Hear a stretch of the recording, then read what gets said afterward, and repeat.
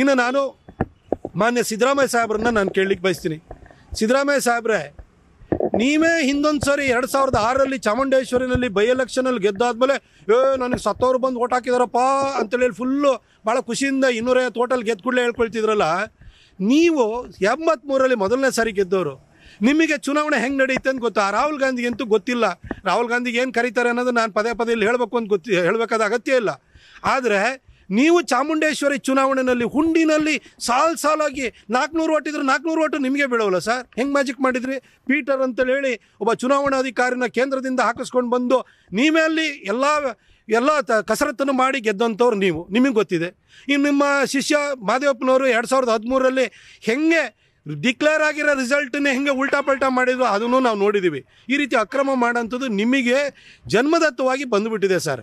ನೀವು ಆ ರಾಹುಲ್ ಗಾಂಧಿ ಮಾತಿಗೆ ನೀವು ಧ್ವನಿಗೂಡಿಸ್ತೀರಲ್ಲ, ಇಲ್ಲಿರುವಂಥ BLO ಇಂದ ಹಿಡಿದು ಡಿಸ್ಟಿಕ್ ಎಲೆಕ್ಷನ್ ಆಫೀಸರ್ವರೆಗೂ ಎಲ್ಲರೂ ನಿಮ್ಮ ಸರ್ಕಾರ ಪಗಾರ ಕೊಡುವಂಥ ಅಧಿಕಾರಿಗಳಲ್ವೇ ಸರ್?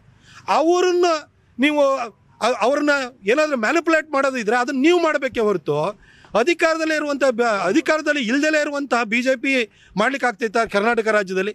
ಆಯಿತು, ಮೊನ್ನೆ ಬೈ ಎಲೆಕ್ಷನಲ್ಲಿ ಚನ್ನಪಟ್ಟಣ ಇರ್ಬೋದು, ಅದು ನಿಮಗೆ ಸಂಡೂರು ಇರ್ಬೋದು, ಅದು ಶಿಗ್ಗಾಂವಿ ಇರ್ಬೋದು, ಸಾಲ ಗೆದ್ರಲ್ಲ ಸರ್.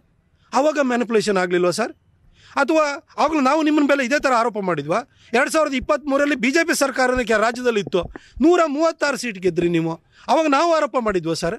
ನೀವು ಎಲ್ಲೆಲ್ಲಿ ಗೆಲ್ತೀರಿ ಅಲ್ಲಿ ಏನೂ ಕೂಡ ಎಲ್ಲ ಸರಿಯಾಗಿ ನ್ಯಾಯಸಮ್ಮತವಾಗಿ ನಡೆದಿರುತ್ತೆ. ನೀವು ಗೆಲ್ಲಿಲ್ಲ, ಸೋತಾದ ಕೂಡಲೇ ನೀವು ಬರ್ತೀರಿ. ನೀವು ಸರ್ 2013ರಲ್ಲೂ ನೀವು ಮುಖ್ಯಮಂತ್ರಿ ಆಗಿದ್ದಿರಿ. 2014ರ ಚುನಾವಣೆಯಲ್ಲೂ ಕೂಡ ಕರ್ನಾಟಕ ಜನ BJPಗೆ 17 ಸೀಟ್ ಕೊಟ್ಟಿದ್ರು ಸರ್. ಅವತ್ತು ನೀವು ಮುಖ್ಯಮಂತ್ರಿ ಆಗಿದ್ದರು.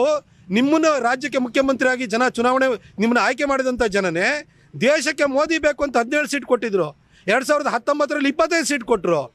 ಆವಾಗ ನೀವು JDS ಜೊತೆಗೆ ಸರ್ಕಾರವನ್ನು ಮಾಡಿದ್ರಿ ನೀವು. ಈಗ 2024ರಲ್ಲಿ ಮತ್ತೆ ನೀವೇ ಬಂದಿದ್ದೀವಿ.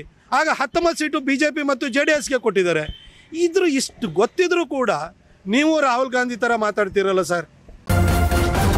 ನ್ಯೂಸ್ ಫಸ್ಟ್ ನಿರ್ಭೀತಿಯಿಂದ ನಿಮ್ಮ ಪರವಾಗಿ.